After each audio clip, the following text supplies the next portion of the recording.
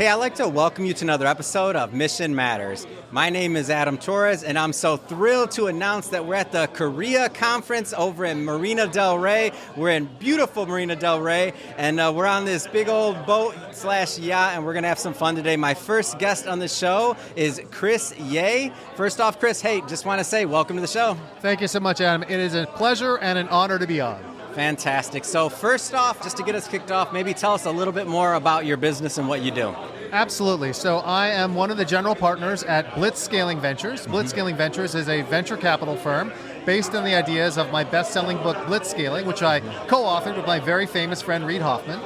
And what we do is we invest in high-growth companies that we believe are going after winner-take-most markets. We have one fund that invests just in general, just any company, and we have another fund that we're just spinning up that is focused on AI. Wonderful. And so the Korea conference. So this is my first year. I believe this is the big kickoff. I know there was an event last year. Why come? Why should corporate partners be thinking about it? Well, the key thing is the Korean market is such an important one on several levels. First of all, it's a significantly sized market based out of Asia. There are many unicorns, centacorns, enormously valuable companies being built in Korea.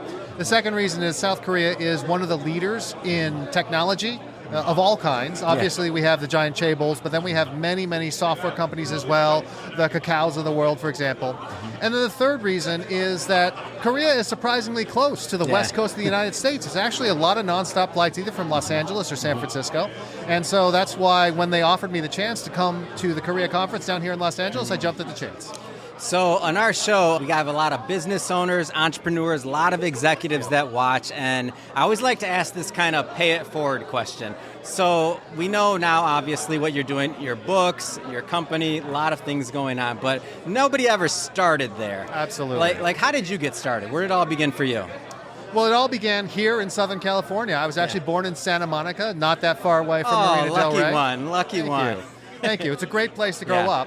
And I had no idea what I would do when I was growing up. In fact, when I was growing up, I always wanted to be an author, as a matter of fact, but probably more like a J.R.R. Tolkien, an author of fantasy novels. It didn't quite turn out that way, but I went to school, studied both creative writing as well as product design engineering. But where my life took a turn was when I graduated, that was right when the internet was taking off. So I jumped into the startup world in 1995. I've been there ever since. Wow. So taking us a little bit more present day, Blitzscaling, you told us a little bit about the company, but tell us a little bit more. Like what's the vision? Absolutely. So in 2018, my friend Reid Hoffman and I published the book Blitzscaling. It was our take on what the secret of Silicon Valley was. How have companies like Apple and Amazon become so enormously successful so quickly? And since the book came out, things have just gotten crazier.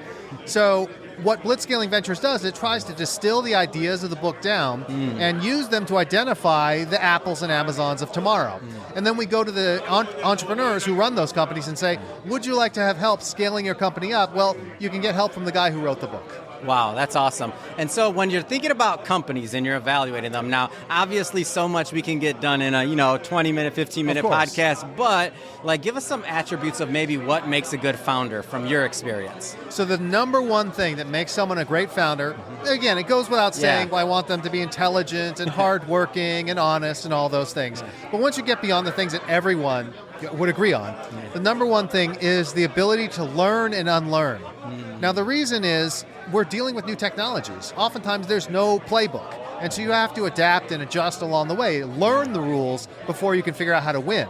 And people who are adept at learning those new rules, those are people who we like to call infinite learners. Those are the best entrepreneurs. But they also have to be able to unlearn things because the lessons they learned from the past may no longer apply. The lessons from one boom don't necessarily apply to the next one. You got to take those lessons and adapt them. Any particular industries or technologies that you're kind of bullish on right now, that you're kind of looking at? My audience wants to know. Well, obviously, the number one thing we're looking at is artificial intelligence. It is something where obviously it's been hyped up a lot, but I believe that it is going to be enormously consequential, perhaps on a par with the Industrial Revolution, which is one of the biggest things that's ever happened.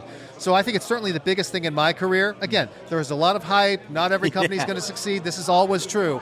But I think it's going to fundamentally change how we do business and how we live our lives. So AI, big, that's a big buzzword, big wave. Not to get too niche, but is there anything within AI, whether it's like application, utility, like what interests you? Go a little bit further for me. So I think one of the things that's most interesting about AI is how it is going to revolutionize education. Yeah. I don't know, Adam, do you have kids? Not yet. One Not day. yet. Someday you'll have kids. Yeah. And one of the things you'll really be concerned is how are they going to get the best possible education? Well, the funny thing is we know how to give kids the best possible education. It's called one-on-one tutoring. Yeah. Long, long ago, Philip of Macedon was this great conqueror. He wanted his son Alexander to grow up to be something. So he hires this guy named Aristotle to be his tutor. Yeah. And so, of course, he goes on to be Alexander the Great. And, who knows whether or not hiring Aristotle helped, but obviously it didn't hurt. Yeah. That one-on-one tutoring has been demonstrated in study after study to improve learning. But we can't afford to do it, right? Most of us are not conquerors. We're not heads of state. We can't just pay for a tutor for our kids. Yeah. But with AI, we may be able to have that. So I believe that AI will revolutionize education. It will make it possible for teachers to focus on one-on-one relationships and tutoring with their kids instead of grading papers and stuff they don't really like, and will fundamentally improve our rate of human capital formation. So you mentioned you were an author, and for my audience, everybody knows we love books at Mission Matters. We love promoting authors. Tell us a little bit more about this book and what you hope your readers get out of it. Absolutely. So the book in question is called Blitzscaling, Blitzscaling, and Blitzscaling is all about teaching you to think bigger. Many of us dream about someday starting a company, but oftentimes we dream too small. We have a small company in mind. In fact, anyone can change the world. It's not easy, but it's so hard to build a successful company. If you're going to build one, you might as well build one that's truly transformative. And so obviously there are many takeaways from this book, but if you had to kind of boil it down to one or two, like what do you hope when the reader walks away, they're like, they close that, they're like, okay, I got it. Like what's some of those takeaways you hope they have? So here's a key question, Adam. Have you ever seen the movie Talladega Nights starring Will Ferrell? Absolutely, yes. So you didn't know it, but when you were watching Talladega Nights, you were studying blitzscaling. What? Hold on. Absolutely. Ricky Bobby is the ultimate business philosopher. Ricky Bobby and his dad a little shaky, but he learned a lot from him. And when it comes to Ricky Bobby, besides shake and bake, which of course we all should follow in our lives, the number one thing is if you ain't first, you're last. Yeah. So that's why blitzscaling is important. When you're in a Ricky Bobby market, one where if you're not first, you're last, then you have to pursue blitzscaling. You have to be aggressive. You have to be the winner. As Ricky Bobby would say, you got to go fast. Chris, man, I'm going on 6,000 interviews, and that's the first Ricky Bobby reference I've had, and oh my gosh, you made my day. Heck, you might have made my week. My pleasure. So first off, I just want to say, Chris, thanks for coming on the show. It's been a pleasure learning more about your company, your book. I want you to look into the camera, tell our audience if somebody wants to follow up, whether it's about your company, whether it's about your book, how do they do that? Go. Absolutely.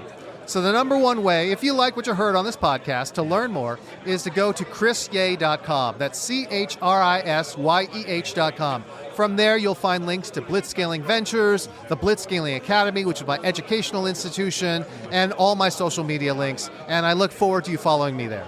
Fantastic. And again, Chris, thank you for coming on the show. And to the audience, as always, thank you for tuning in. Hope you got a lot out of this. Hope you had a lot of fun. If you did, hey, don't forget, hit that subscribe button. We have many more mission-based individuals coming up on the line, and we don't want you to miss a thing. Thanks, guys, for coming on, Chris. Thank you so much. And, of course, bon voyage.